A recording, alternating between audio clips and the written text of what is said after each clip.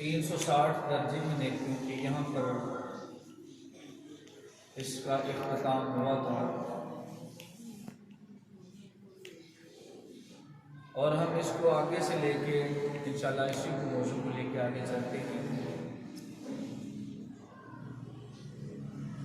حضور نبی کریم صلی اللہ علیہ وآلہ وسلم ایک مرتبہ جنت کے دروازوں کا ذکر کر رہے تھے، فرما رہے تھے کہ نمازی جو ہیں باب الصلاۃ سے جنت میں داخل ہوں گے، روزہ دار جو ہیں وہ باب الریان سے داخل ہوں گے، مجاہد جو ہیں وہ باب الجہاد سے جنت میں داخل ہوں گے۔ سیدنا صدیق اکبر رضی اللہ تعالی عنہ نے عرض کی، حضور صلی اللہ علیہ وآلہ وسلم کوئی ایسا شخص بھی ہے جو 8 دروازوں سے گزر کے جنت میں جائے گا؟ بعض لوگ کہتے ہیں کہ حضور صلی اللہ علیہ وآلہ وسلم کو علم غیب نہیں ہے، لیکن حضور نبی کریم صلی اللہ علیہ وآلہ وسلم بیٹھ کے مسجد نبوی کے سینٹ میں ہیں اور سیدنا صدیق اکبر کے سوالوں کا جواب دے رہے ہیں، بات جنت کی کر رہے ہیں۔ فرمایا، اے صدیق اکبر، اے میرے غلام، یہ جو جنت کے 8 دروازے ہیں ان میں سے میرا غلام ابو بکر گزر کے جائے گا۔ یہی عقیدہ جو ہے وہ سیدنا صدیق اکبر کا ہے، یہی عقیدہ جو ہے وہ سیدنا فاروق اعظم کا ہے، یہی عقیدہ جو ہے وہ سیدنا عثمان غنی کا ہے، یہی عقیدہ جو ہے وہ مولا علی کا ہے۔ یہ عقیدہ جو ہے مکمل جتنے بھی صحابہ ہیں، حضور کے غلام ہیں، اللہ کے ولی ہیں، حضور سے محبت کرنے والے ہیں، سب کا یہی عقیدہ ہے۔ اور ولی جو ہوتا ہے، ولی کی نگاہ حضور صلی اللہ علیہ وآلہ وسلم کے غلام، اگر ولی کی نگاہ جو ہے وہ لوح محفوظ پر پڑتی ہے تو اندازہ لگائیں کہ نبی کریم صلی اللہ علیہ وسلم کی نگاہ جو ہے وہ عرش معلیٰ تک جاتی ہے۔ یہ وہ نبی ہیں کہ جنہوں نے پوری روح زمین، آسمان، جنت، ہر چیز کی سیر کی ہے، اور حضور صلی اللہ علیہ وآلہ وسلم نے یہ نہیں فرمایا کہ بھئی قیامت کے دن جب حساب و کتاب ہوگا تو پھر پتہ چل جائے گا کون جنت کی 8 دروازوں سے گزر کے جنت میں جائے گا اور کون نہیں جائے گا، یہ تو رب ہی بتا سکتا ہے۔ لیکن میرے کریم آقا صلی اللہ علیہ وآلہ وسلم نے فوراً بیٹھے ہوئے یہ جواب دیا، فرمایا، میرے غلام ابو بکر، یہ جتنے بھی جنت کے 8 دروازے ہیں، یہ 8 دروازے جو ہیں ان 8 دروازوں میں سے گزر کے میرا ابو بکر جنت میں جائے گا۔ اور آگے فرمایا کہ جس میں یہ نیکیاں جمع ہو جائیں وہ جنتی ہے۔ اللہ تعالیٰ کے پیارے نبی صلی اللہ علیہ وآلہ وسلم کی بارگاہ میں نیکیوں کے ستارے چمک رہے ہیں، بڑے بڑے جلیل القدر صحابہ کرام آپ کی بارگاہ میں بیٹھے ہیں۔ آقا صلی اللہ علیہ وآلہ وسلم نے فرمایا، من اصبح منکم اليوم صائما، تم میں سے کوئی ایسا ہے کہ جس نے آج روزہ رکھا ہو، وہ رمضان کا مہینہ نہیں تھا، وہ عام دنوں میں سے جیسے اب یہ دن گزر رہے ہیں انہی دنوں میں سے ایک دن تھا۔ فرمایا، اليوم من اصبح منکم اليوم صائما، کیا تم میں سے کوئی ایسا میرا غلام ہے کہ جس نے آج روزہ رکھا ہو؟ وہیں پر سارے صحابہ کرام بیٹھے ہوئے تھے، صحابہ کا مجمع لگا ہوا تھا، صحابہ کا جمع غفیر تھا۔ مسجد نبی کا سین بھرا ہوا تھا، مصطفیٰ صلی اللہ علیہ وآلہ وسلم حضور منبر پر تشریف فرماتے، صحابہ سے ہم کلام تھے، تو میرے آقا نے فرمایا من اصبح منکم اليوم صائما، کیا تم میں سے کوئی ایسا ہے کہ جس نے آج روزہ رکھا ہو؟ 2-4 منٹ تک گفتگو حضور کی سمیٹی رہی، صحابہ کے چہرے حضور کی طرف دیکھ رہے ہیں، اٹھے ہوئے ہیں، اور کسی کی بھی زبان سے یہ لفظ نہیں نکل رہا کہ یا رسول اللہ ہم نے آج روزہ رکھا ہے، لیکن وہاں پہ صحابہ کے مجمع کے اندر بیٹھے ہوئے خلیفہ اول سیدنا صدیق اکبر کھڑے ہوتے ہیں، کھڑے ہو کے عرض کرتے ہیں یا رسول اللہ میں نے آج روزہ رکھا ہوا ہے، میں نے آج روزہ رکھا ہوا ہے۔ آگے فرمایا من کانا اطعم الیوم مسکینا، کیا آج تم میں سے کوئی ایسا ہے کہ جس نے مسکین کو کھانا کھلایا ہو؟ سارے کے سارے صحابہ کرام حضور کے چہرے کی طرف دیکھ رہے ہیں، ایک دوسرے کی طرف دیکھ رہے ہیں، کوئی آگے پیچھے دیکھ رہا، کوئی آگے دیکھ رہا ہے، کوئی پیچھے دیکھ رہا ہے، کبھی دائیں دیکھ رہے ہیں، کبھی بائیں دیکھ رہے ہیں، کون کھڑا ہوتا ہے؟ کافی دیر گزر جاتی ہے، کوئی بھی نہیں کھڑا ہوتا، لیکن وہیں بھی سیدنا صدیق اکبر کھڑے ہوتے ہیں، یا رسول اللہ آج میں نے ایک مسکین کو کھانا کھلایا۔ دیکھیں سیدنا صدیق اکبر کی شان کتنی ہے۔ آگے فرمایا فمن عاد اليوم منکم مریضا، فرمایا تم میں سے کوئی ایسا ہے کہ جس نے آج کسی مریض کی عیادت کی ہو، کسی کا حال حوالہ پوچھا ہو؟ پھر وہی سب کی آنکھیں جو ہیں وہ حضور کے چہرے کی طرف دیکھ رہی ہیں، اور سارے صحابہ دیکھ رہے ہیں، کوئی دائیں دیکھ رہا ہے، کوئی بائیں دیکھ رہا ہے، یعنی کہ سب کے سب دیکھ رہے ہیں کون کھڑا ہوتا ہے، وہیں بھی کوئی نہیں کھڑا ہوتا۔ پھر سیدنا صدیق اکبر ہاتھ کھڑا کرتے ہیں، یا رسول اللہ صلی اللہ علیہ وآلہ وسلم میں نے آج مریض کی عیادت فرمائی ہے، میں نے آج مریض کا پتہ لے کے آیا ہوں، بیمار کا پتہ لے کے آیا ہوں۔ پھر آگے میرے آقا فرماتے ہیں من کانا منکم یتبع الجنازۃ اليوم، تم میں سے کسی نے کسی مسلمان کی نماز جنازہ ادا کی ہے؟ میرے آقا صلی اللہ علیہ وسلم نے جب یہ سوال پوچھا، سارے صحابہ پھر دیکھ رہے ہیں، کوئی بھی نہیں بولا۔ پھر سیدنا صدیق اکبر کھڑے ہوتے ہیں، یا رسول اللہ میں نے آج اپنے مسلمان بھائی کی نماز جنازہ ادا کی ہے، میں نے مسلمان بھائی کی نماز جنازہ ادا کی ہے، اور ہر سوال کا جواب جو ہے وہ سیدنا صدیق اکبر جو ہے وہ حضور کی بارگاہ میں دے رہے ہیں۔ پھر پتہ چلا کہ حضور صلی اللہ علیہ وآلہ وسلم نے فرمایا کہ وہ نیکی نہیں ہے جو میرے صدیق اکبر نے اکبر کے اندر نہ پائی جائے۔ فرمایا 8 دروازے ہیں جنت کے 8 دروازے ہیں۔ صدیق اکبر نے عرض کی یا رسول اللہ صلی اللہ علیہ وسلم کیا ایسا شخص بھی ہے کہ جو ان 8 میں سے گزر کے جائے گا؟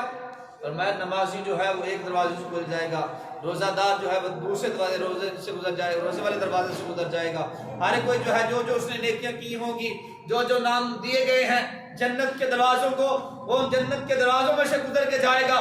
یا رسول اللہ کوئی ایسا شخص بھی ہے جو ان 8 دروازوں میں سے گزرے گا؟ میرے آقا نے فرمایا ہاں وہ ہے۔ فرمایا وہ کون ہے؟ فرمایا سنو صحابہ، ان 8 دروازوں میں سے میرا صدیق اکبر گزر کے جائے گا۔ کتنا مقام ہے، کتنا مرتبہ ہے، کتنی شان ہے۔ اور پھر اللہ رب العالمین کی طرف سے یہ آیت نازل ہوتی ہے جو میں نے خطبے کے شروع میں پڑھی۔ اللہ فرماتا ہے الیوم اکملت لکم دینکم واتممت علیکم نعمتی ورضیت لکم الاسلام دینا۔ جب یہ آیت نازل ہوئی نا، سارے صحابہ کرام ایک دوسرے کو مبارکیں دے رہے تھے، ایک دوسرے کے ساتھ گلے مل رہے تھے۔ سیدنا عمر فاروق جو ہے وہ سیدنا عثمان غنی کو مبارک دے رہے تھے، سیدنا عثمان غنی عمر فاروق کو مبارک دے رہے تھے، مولا علی بھی ایک دوسرے کو مبارکیں دے رہے تھے۔ سارے صحابہ جو تھے بڑے خوش تھے، ایک دوسرے کو مبارکیں دے رہے تھے۔ کس لیے دے رہے تھے؟ کہ آج دین جو ہے وہ مکمل ہو چکا ہے۔ لیکن سیدنا صدیق اکبر رضی اللہ تعالی عنہ آپ ایک سائڈ پر بیٹھ کے آپ بڑے غمگین بیٹھے ہوئے تھے، آپ کی آنکھوں سے آنسو جاری تھے, آپ کی آنکھوں سے آنسو چھم چھم برس رہے تھے, آپ کی داڑھی مبارک جو تھی وہ آنسوؤں سے بھیگ چکی تھی, لیکن سیدنا عمر فاروق آگے بڑھتے ہیں, سیدنا سیدنا عثمان غنی رضی اللہ تعالیٰ عنہ آگے بڑھتے ہیں, مولا علی آگے بڑھتے ہیں, صحابہ کرام سیدنا صدیق اکبر کی طرف جاتے ہیں. فرمایا صدیق اکبر آج تو خوشیاں منانے کا دن ہے, آج تو ایک دوسرے کو مبارکیں دینے کا دن ہے. فرمایا صحابہ کس چیز کی مبارکیں دے رہے ہو؟ کہنے لگے آج دین مکمل ہو چکا ہے. فرمایا پھر تم نہیں جانتے دین مکمل ہونے کا مطلب کیا ہے؟ تم نہیں سمجھتے؟ فرمایا صدیق اکبر کیا ہے؟ فرمایا تمہیں نہیں پتا, اس کا مطلب یہ ہے کہ دین مکمل ہو چکا ہے, ہمارے آقا کے جانے کا وقت آ چکا ہے. ہم آقا سے, ہمارے آقا, ہم حضور سے جدا ہونے والے, حضور ہم سے جدا ہونے والے ہیں, حضور پردہ فرمانے والے ہیں, اور ہماری آنکھیں جو ہر وقت مصطفیٰ کے دیدار کے لیے بےتاب رہتی ہیں, ہم وہ چہرہ کہاں سے دیکھا کریں گے؟ ہمیں وہ چہرہ کیسے نظر آئے گا؟ ہم اس چہرے کو جس کو دیکھ دیکھ کے جیتے تھے, جس چہرے کو دیکھ کے ہمارے جسموں کے اندر جان آ جاتی ہے. راوی لکھتا ہے, مولانا روم نے مسلم شریف کے اندر لکھا, کہتا ہے کہ سیدنا صدیق اکبر رضی اللہ تعالیٰ عنہ ایک دن مسجد نبوی کے اندر نفل پڑھ رہے تھے, نماز پڑھ رہے تھے. نماز پڑھتے پڑھتے کریم آقا صلی اللہ علیہ وسلم کا حجرہ مبارک بھی ساتھ تھا. حضور نے خوشبو آئی, گوشت کے جلنے کی خوشبو آئی. جب حضور نے دیکھا, ادھر ادھر دیکھا, کہیں بھی یہ خوشبو کہاں سے آ رہی ہے, یہ گوشت جلنے کی کہاں سے آ رہی ہے خوشبو, لیکن کوئی بھی نظر نہ آیا, کہیں بھی دکھائی نہ کوئی دیا. سیدنا صدیق اکبر سے پوچھا, صدیق اکبر یہ گوشت جلنے کی خوشبو کہاں سے آ رہی ہے؟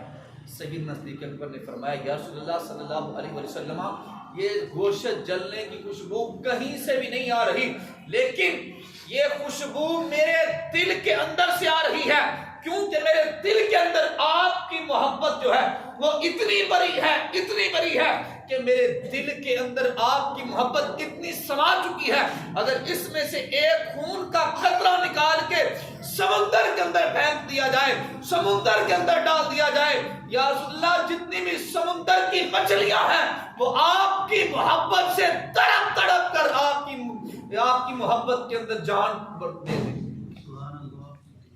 اتنی محبت ہے میرے سینے کے اندر, یہ اس جلنے کی خوشبو آ رہی ہے, اتنی محبت ہے سینے کے اندر. کس کے؟ سیدنا صدیق اکبر کے.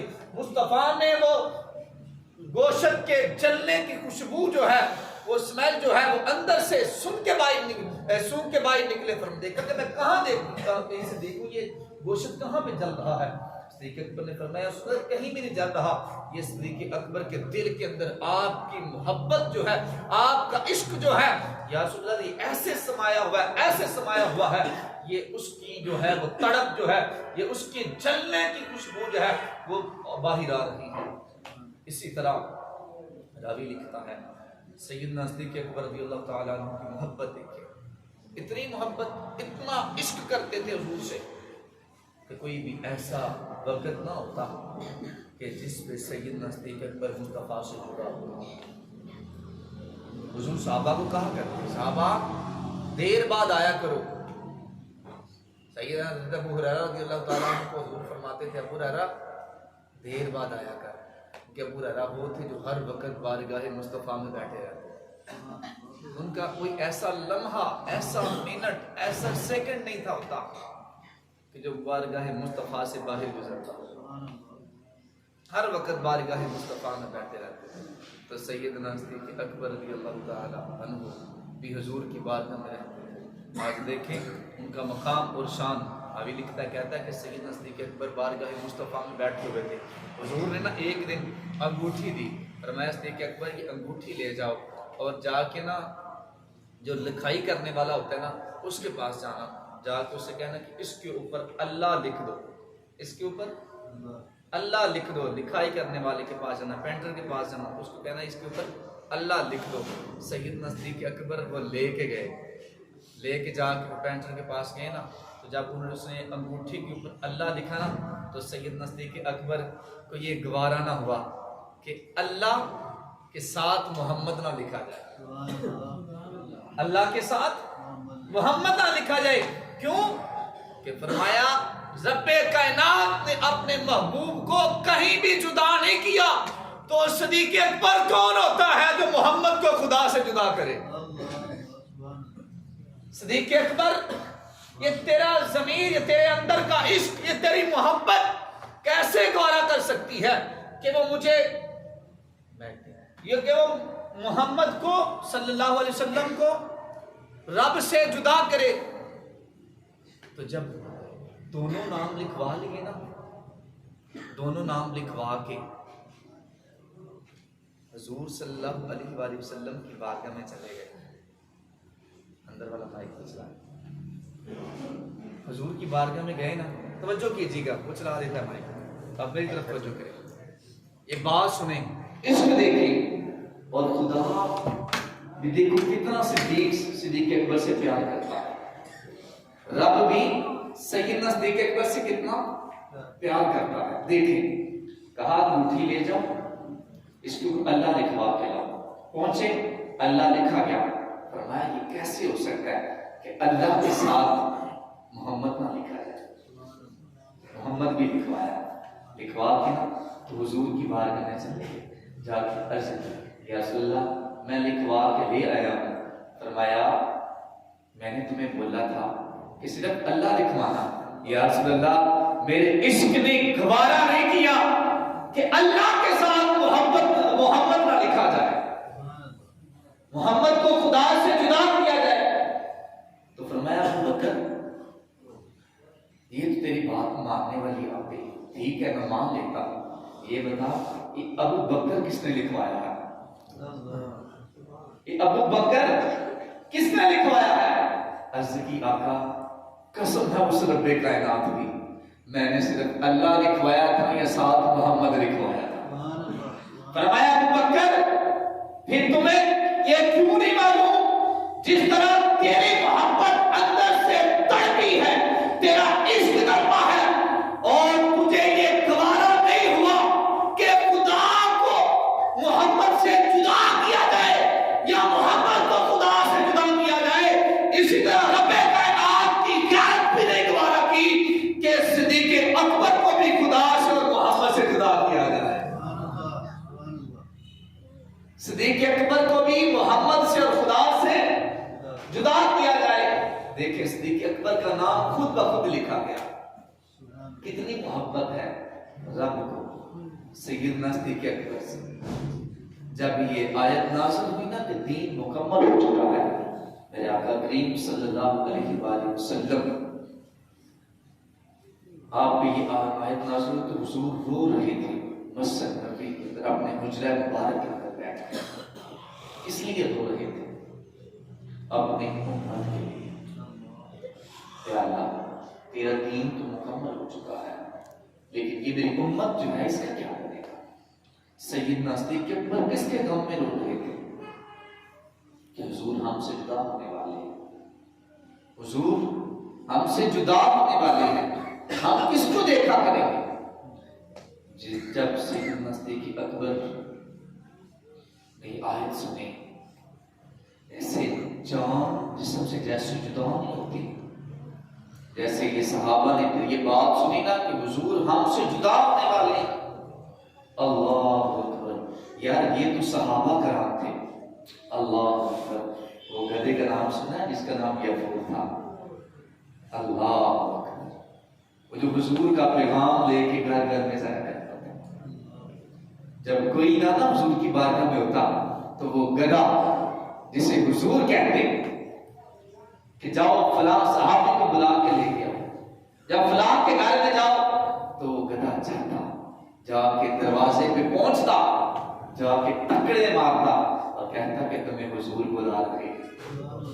تو حضور نبی کریم صلی اللہ علیہ وسلم دنیا سے وصال ہونا پڑتا. فرمایا یقین مانے وہ گدھا جو تھا گلیوں کے اندر ایسے چلتا تھا، ایسے چلتا تھا جیسے کوئی مجنون نہیں چلتا، بندہ پاگل نہیں ہو جاتا. اس طرح وہ گلیوں کے اندر چلتا تھا.